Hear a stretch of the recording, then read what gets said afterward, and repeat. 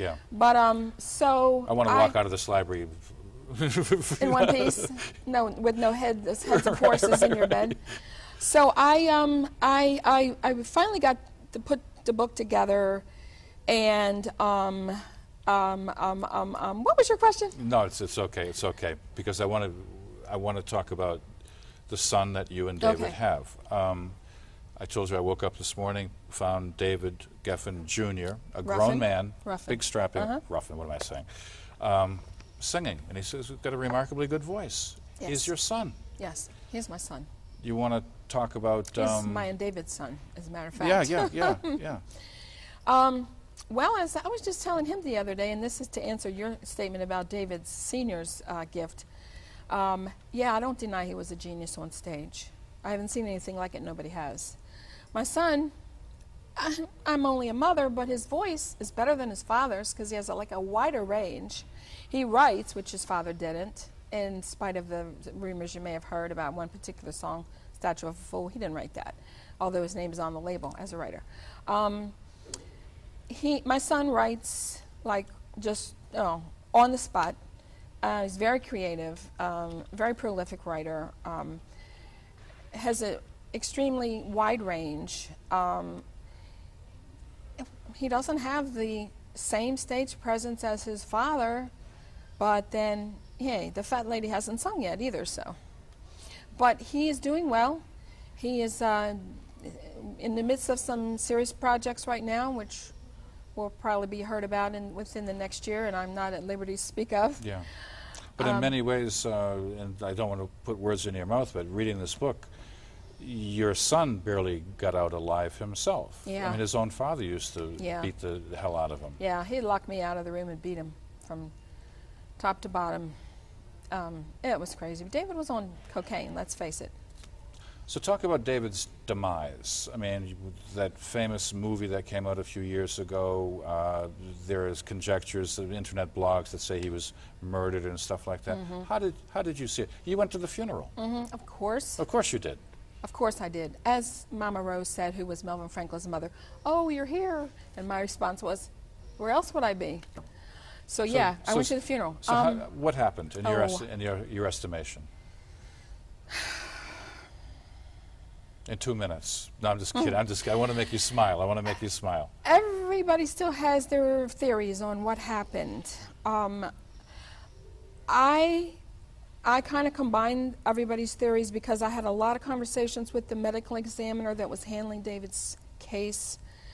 And I have to take that into consideration to be the truth. He would have no reason to lie. That I don't believe that David was murdered per se, although I used to think that he was murdered as a matter of a cover-up, because it would be easy to say David died of a cocaine overdose and nobody would ever know that. Right, they would assume that drove the limo to the hospital. Yeah. But, you know, then we're going backwards to the whole mafia thing if we go into that, because when you mentioned this question of one of the Temptations was murdered, maybe two of the Temptations were murdered. Yeah. But anyway, so I had the medical examiner examine David's body even for needle marks under his nails, okay. He didn't find any speedballs or anything like that, and he did have like $50,000 in a briefcase which disappeared, and so it's my conjecture at this point that although some people and even some people in the family think that the people he was involved with killed him, I think he just got the pure coke he asked for and died of an overdose, and the people that he was involved with stole the money. I'm going to end with the toughest question of the interview. You've lived a life with David Ruffin, one of the great singers of all time. You've chronicled your time, in many ways your miserable time with him. My question is going to be like an Oprah question. What do you want? What do you want now? And I say that in all generosity and meaningfulness and friendship. What do you want? What do you want people to take away from this book?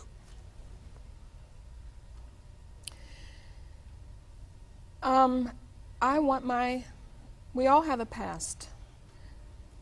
and our pasts become our testimonies. I want my past to be my testimony. I want to be able to reach out and lift people, inspire people, give people hope, abused people, abusers. I want people to see that you can more than survive. That was your question. Why do you always blame the victim? That I forgot earlier. You're doing fine. I want people to just be inspired, and because I'm more than a survivor, I'm a conqueror. Also, I want to be able to do public speaking in which I can go out and touch people's lives in a group setting, even co-ed prisons, and really minister to the abusers, because that sounded corny, but this sounds like a good way to wrap this up. I think that's what becomes of the brokenhearted. Hold my hand and let's wink to David up in heaven, okay? Ladies and gentlemen, I've been talking to Genna Sapia Ruffin. She's written a remarkable book called A Memoir, David Ruffin, My Temptation. It's moving, it's gut-wrenching, it's in the end result, it's liberating. Where can I buy the book? Thank you for being here. Where can I buy the book? Folks, you can buy this book at online. The best place is to go to Google, Genna Sapia Ruffin's website. The library has several copies of it. But if you know the internet, just go to the author's name, Genna Sapia Ruffin, and you'll be directed to a website where you can purchase this book. Several. Genna, thank Pleasure. you very much. Thank you very much.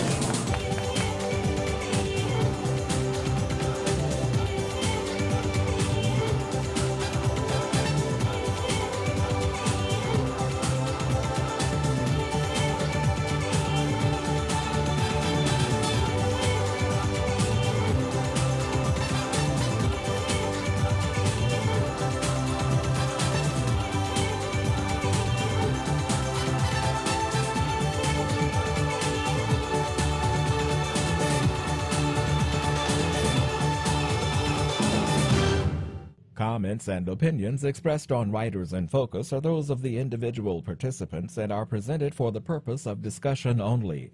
No endorsements by Atlanta Fulton Public Library System or Fulton County government are intended, and none should be presumed.